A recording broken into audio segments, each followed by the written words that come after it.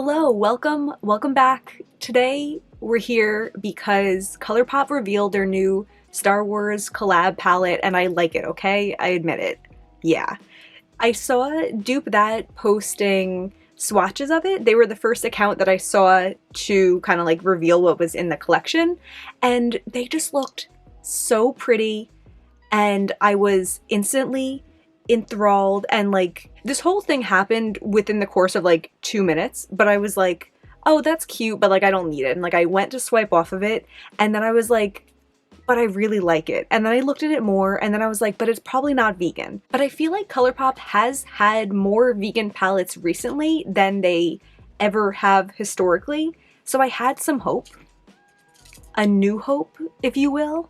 That was a Star Wars reference. So I commented on the post asking if they had any info, if it was going to be vegan or not, and then I went over to the Colourpop Instagram, I think, and they had posted like a reel with like some of the packaging really quick, and they had an image of the back of the palette or the packaging, I'm not sure which one, so I screenshotted it and I zoomed in and I saw the word carmine and I was like, of course. And then Dupe That did respond to my comment saying that some of the shades said may contain carmine.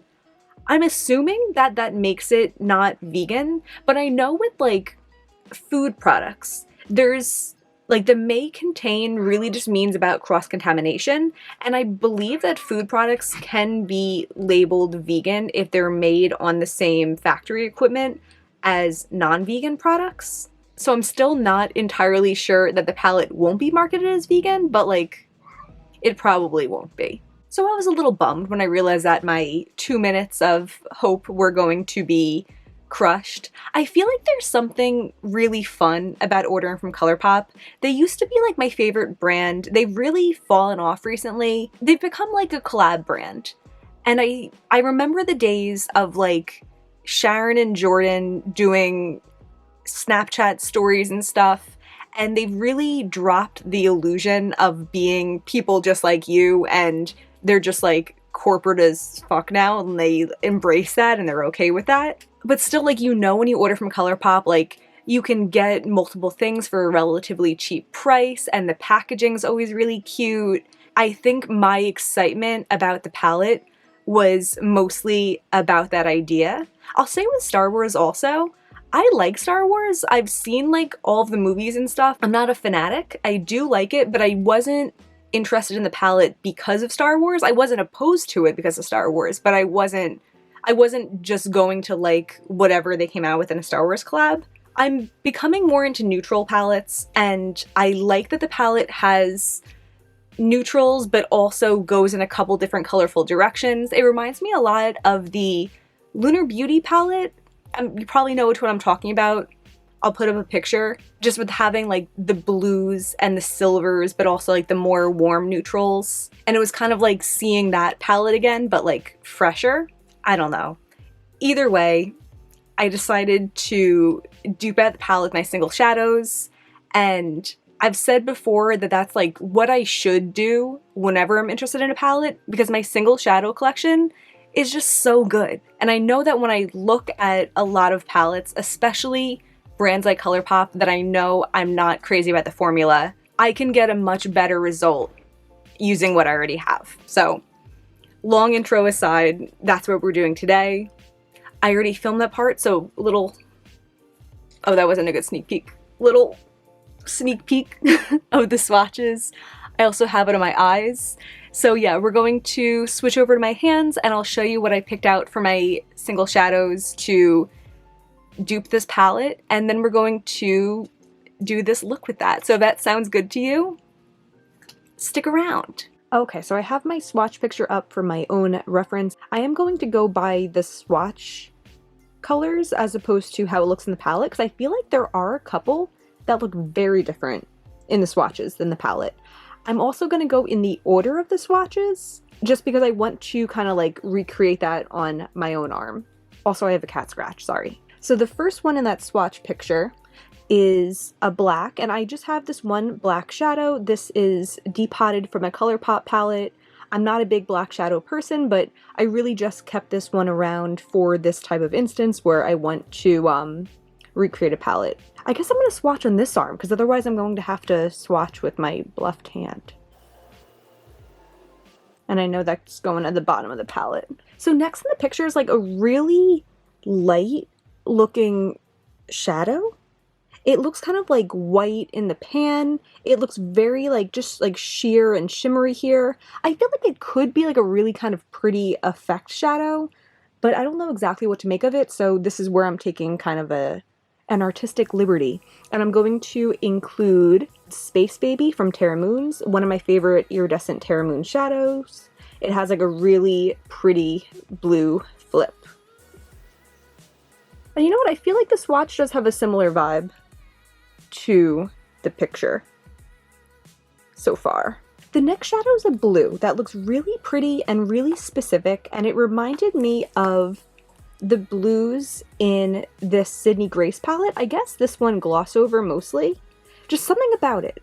I don't even know how to describe like that tone of blue, but I really like it. I really like the shadow, so I figured it'd be a good excuse to pop that one out. It's the Radiant Reflection palette, if I didn't already say that. Really pretty. I feel like when it comes to other shadows, this like level of sparkliness wouldn't be enough for me, but there's something about this shade. It's just so like smooth looking and such like an interesting mid-toned blue. Almost looks a little purple on camera, but I feel like it just looks all blue to me. There are two silvers in the palette. The first one that we're going to talk about is a bit of a darker silver, and for this one I grabbed Mystic Moonpie from Devinah.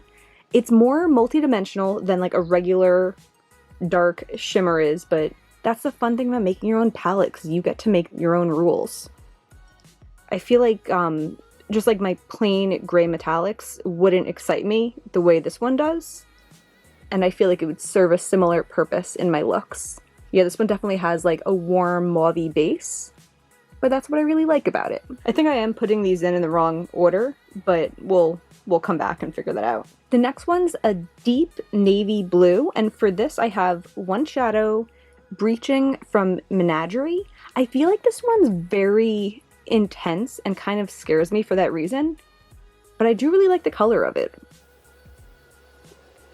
I think the one in the palette might be a little bit darker than this one, but I think this would be better for me and my needs. The next shadow in the swatches is just like the plain old regular silver, so for that I grabbed this depotted Colourpop one. I think this is from like the Smoke Show palette, whatever the like all grayscale palette they came out with a couple years ago was. I think that's where the black is from also.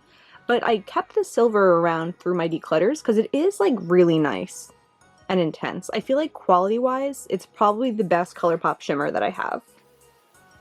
And you know, I do prefer more like shimmery, sparkly, duochromatic shadows, but I feel like, you know, it was kind of a compromise that I have Mystic Moonpie being more of a deviation from the source material, and then I have this silver being kind of more spot on. And also, I think this is like a good reminder to me also that the best that would probably come out of the palette would be a shimmer like this, and this shimmer is probably going to be my least favorite in this palette that I'm creating. So these are pretty much all of the more cool tone shadows, or supposed to be cool tone shadows, that are in the palette, and we're going to move into some warmth now. So the next shadow is a really pretty looking transition color. I feel like, I don't know, this is something that's really drawing me to the palette because I just love this tone, and I feel like with all of the transition shades that I have, I might still not yet have the perfect transition color. I don't know, that might be crazy of me to say, but I kind of feel that way, and that's something about this palette that I really like. So the closest one that I think I have is Snoot from Menagerie. This is a really pretty kind of like peachy transition. And actually this might be like pretty spot on. I think the one in the swatch picture is like a tiny bit more dusty, and this one's a little bit more bright, but they probably would look the same on the eyes, so maybe I should stop spreading slander about my collection. There's also two deeper browns in the palette. Based on the swatches, I feel like this one looks more of like a normal kind of chocolatey brown, like a milk chocolate, not too deep, and then this one looks a little bit more yellowy. But in the product picture, I think it must be those two, and doesn't one look like yellowy and one looks really cool. So I don't know what that's about, but yeah, that's why I'm going off this swatch picture. So for this more chocolatey one, I grabbed Pride from Menagerie. I feel like this is like a really nice, very normal brown. I really like the formula of the Menagerie mattes. They are a little bit powdery, as you can tell, but they're very soft and pigmented also. Next, there's this gold. And my first thought when I saw that was Corrosion from Clionadh. This shade does lean a little bit green, but it's also just like a really pretty kind of antique gold, but also a yellow gold at the same time. I really like it. Yeah, I feel like it really fits the bill as like that kind of shade, but better. This one might be a little bit warmer than that one is, but I like this one a lot. After that is more of a light shimmer. This one also looked really pretty in the pan. I guess that shade is called Hyperdrive. And it looks just like interesting and multidimensional. The type of shade that like I want to get to know, but I don't have that much trust in Colourpop's formula, and I bet that this would not be half as interesting as it seems. But luckily I have a really interesting version of that, which is Angel Wings from Looxi. The shadow's $3 and one of my favorite shadows in my whole collection. It's like a light neutral, but it just has so much to it and it's hard to describe. You might just have to see it in person. It also has like a wet look finish, which I think is so special. I'm actually probably going to do a look with this in like the next week or two, so stay tuned for that. Kind of like a face focused makeup look, and I want to put this on my eyes. So after that we have a brown that looks a little bit more yellow tone to me. I grabbed Main from Menagerie, and this one looks very yellow looking at it now, but I do think in making this a usable palette, this offers me like a really different direction to go, and I like that about it. I think both of these would pair nicely with Pride, the more chocolatey brown, but they would give very different looks, and I like that. So there is Main from Menagerie. These reds, or really just this red, was pulling me in too, because a good bright red like this is so hard to come by, and so hard in fact that I just don't really have exactly that in my collection. In Looxi's drop on the first of the year, they had a bright red that I bought and I swatched. I can link that down below, but it had like no shimmer to it whatsoever. It was just like a chunky satin. I didn't like the formula of it. I didn't like the finish of it, and I did declutter it. But I feel like the same reason that that one flopped is why I don't really have that in my collection, because it must be hard to make. And I bet it's especially hard to make in a vegan formula. I bet also that that shadow's like one of the reasons why this isn't a vegan palette. So what I grabbed out was ACI13 from Adept. This one is not available anymore, I don't think, but there is a similar one in the Terra Moons and Urban Outfitters collab. I'm also not sure if that's still available, but I did an eye swatch video on that not too long ago, and there was like a bright shimmery red in there too. And I think Terra Moons does have other shadows like this, and Devinah might also, but either way. Oh, that's not swatching that great. Huh. It looks pretty on camera. I feel like it looks a little bit more patchy to my eye, but it is encapsulating that bright red on camera, so I guess that's good. But this one actually might be in the chopping block for me, because I don't really like how that's swatched. The next shadow is a burgundy matte, which is something that I really like about this palette. I feel like it was thoughtful to have like a bright blue shimmer and then to have like a deeper blue to pair with it, and then they did the same thing with the reds. I feel like Colourpop often doesn't seem that well thought out, but I like that about this one. So this one is Heartthrob from Looxi. I really like Looxi's mattes, and again, they're $3. Yeah, and I feel like this looks like a good substitution for that one. So I have one more shade pulled for the palette, and I'm realizing now that that's only 14 shades, and I think that there's a shadow cut off in the swatches, so we'll evaluate that next. The next shadow I wanted to talk about is, I guess they just started experimenting with these like marbled looking shadows. Kind of a cool thing. I'm not really positive about how I feel about it. I don't know. If anything, maybe it is a little bit annoying, because like you can't really see what you're gonna get. You have to like remember what you're gonna get. I don't know. In the swatch picture, it looks like a dark pinkish sparkly shade. I didn't want to go too dark with this just because I'm not the biggest fan of really dark shimmers. So what I grabbed out was Crimson Rose from Looxi. I think this one will look really nice with this burgundy, and also like it goes a little bit purple but not too purple. It also will look really nice with Mystic Moonpie. Cute. I think that gets the job done. So looking at the palette picture, I think what I'm missing is this more cool toned brown. Come to think of it, this like sequin looking one is probably that chocolate brown, and then this one in the top row is that more mustardy brown. So I think I need a cool tone mid brown. For that I have Faded from Give Me Glow. Ooh, I really like that one. Wow, and that's really nice then, because like exactly what I was saying about these two kind of being like different angles to go with the palette. I think this is like a third angle to go with it now. So these are the 15 shades. I still have to arrange them the way it's arranged in the palette, but before I do that, there's also these jelly much shadows, and they look really pretty. And when I realized that the palette probably wasn't vegan, I was still thinking that I would probably get these.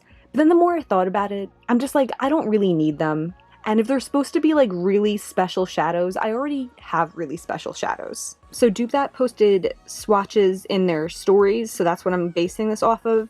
It looks like Protocol is like maybe a sheer base, kind of like yellowish, reddish, goldish flash. It looks really sparkly and really pretty.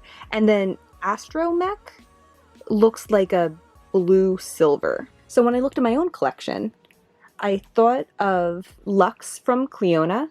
This is a shade that I love so much, and I definitely don't get close to enough use out of it. It's just so intense and so pretty. I'll swatch it up here. Like, that is a special shade to accent the palette. And then the other one to replace Astromech, I grabbed Good God from JD Glow. And I think this really I think that's a really nice substitution for like a bluish silver. Wow. Wow, these look even better in the swatch as comparisons than I thought they would. Cool. Okay, I'm gonna take a second and rearrange this palette, and then we can look at it next to the source material.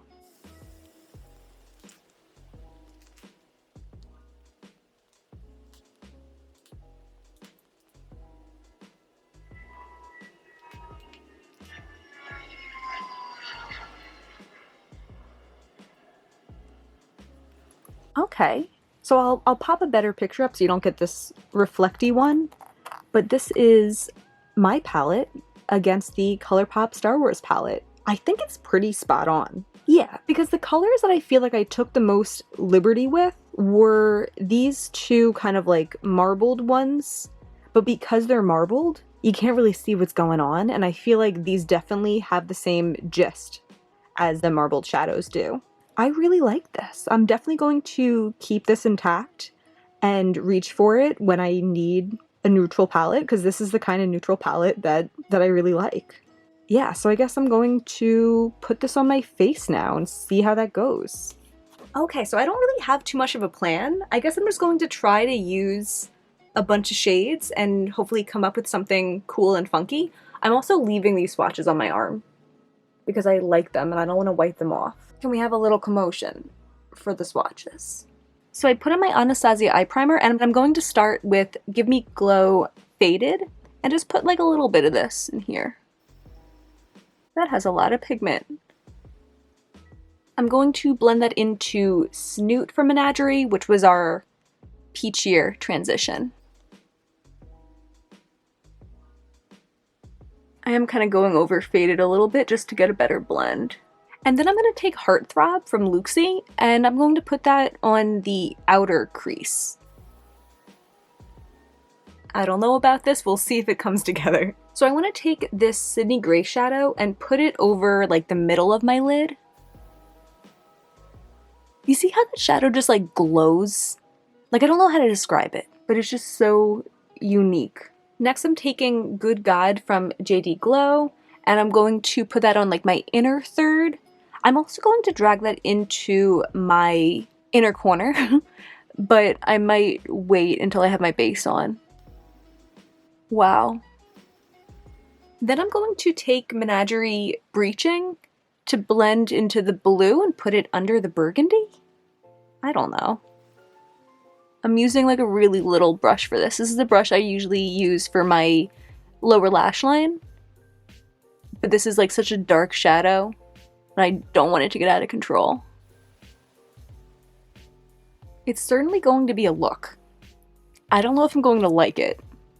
I feel like I like what's going on the lid, and I kind of wish I didn't do the crease like that. Normally I'm scared of going anywhere near my makeup with water, but I think I'm going to risk it today because I think that like some kind of like shimmery liner separating those two concepts might make me like it a little better. So I'm going to take this Sigma eyeliner EO5 brush. I just have some water in a spray bottle, and I'm going to dip into Clionadh Corrosion and see if I can kind of use that as a liner. I also don't know with my hooded eyes, but we'll see.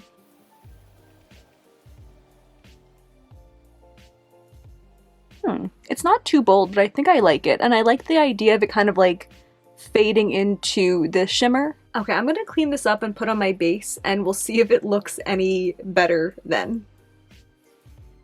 Okay, I like this now. I decided to just finish up my eye makeup off camera for the sake of time. I know I said that I was going to continue Good God into my inner corner, but I wanted to use more shadows, so I did end up going in with Terra Moon's Space Baby there. And then on my lower lash line, I have Mystic Moonpie on the inner portion, and then Menagerie Pride on the outer portion.